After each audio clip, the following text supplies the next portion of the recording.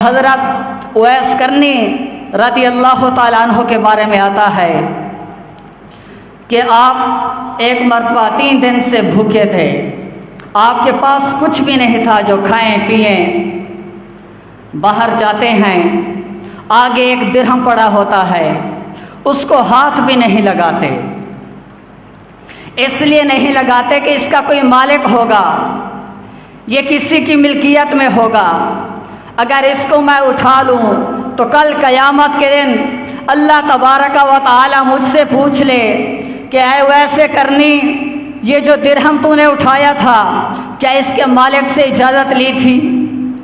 کہیں ایسا نہ ہو اس 1 درہم کی وجہ سے مجھے جہنم میں جانا پڑے۔ لیکن بھوک شدت سے لگی ہوئی ہے، کہتے ہیں کیا کروں؟ بھوک کو مٹانے کے لیے گھاس کھانے کے لیے جاتے ہیں۔ جب گھاس کھانے لگتے ہیں تو ایک بھیڑ روٹی لے کر آ جاتی ہے، آگے رکھ دیتی ہے۔ حضرت اویس کرنی اس روٹی کو بھی ہاتھ نہیں لگاتے۔ وہ بھیڑ زبان حال سے بیان کرتی ہے، اے اویس کرنی، جس خدا کا تو بندہ ہے میں بھی اسی کی مخلوق ہوں، اس خدا نے تیرے لیے یہ روٹی بھیجی ہے، لہذا اس کو کھا لے۔ پھر حضرت اویس کرنی اس روٹی کو کھاتے ہیں۔ پہلے اس لیے نہیں کھاتے کہیں ایسا نہ ہو اس روٹی کے بارے میں اللہ تبارک و تعالی مجھ سے قیامت کے دن پوچھ لے تو میں کیا جواب دوں گا۔ اور حضرت شیخ عبدالقادر جیلانی رحمۃ اللہ علیہ کے والد گرامی حضرت ابو صالح موسیٰ جنگی دوست کے بارے میں آتا ہے کہ آپ ایک مرتبہ دریا کے کنارے پر بیٹھے تھے اور ایک سیب ملا، آپ نے اس سیب کو اٹھا کر کھا لیا۔ جب کھا لیا بعد میں خیال آیا کہ میں نے اس کے مالک سے اجازت تو نہیں لی، تو کل قیامت کے دن اللہ تبارک و تعالی مجھ سے پوچھ لے سیب کے بارے میں تو میں کیا جواب دوں گا۔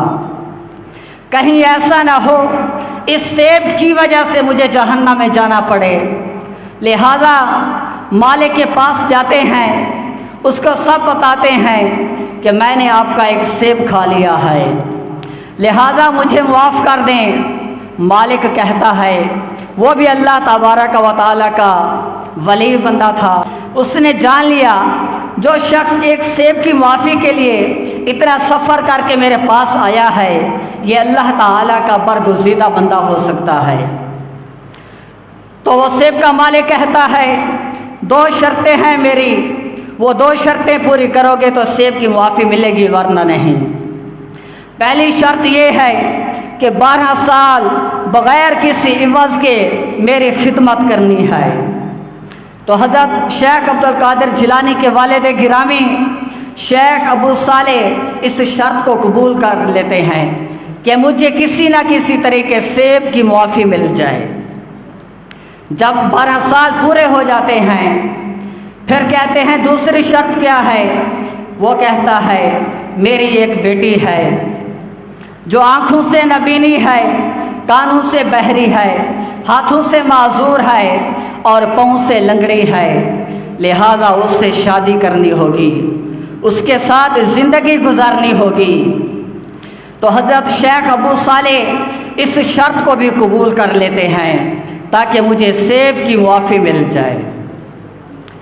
دیکھیں اولیاء کرام کا کتنا تقویٰ تھا، کتنا خوف خدا تھا، وہ ہر وقت ڈرتے رہتے تھے کہ کل قیامت کے دن اللہ تبارک و تعالی ہم سے پوچھ لے تو ہم کیا جواب دیں گے۔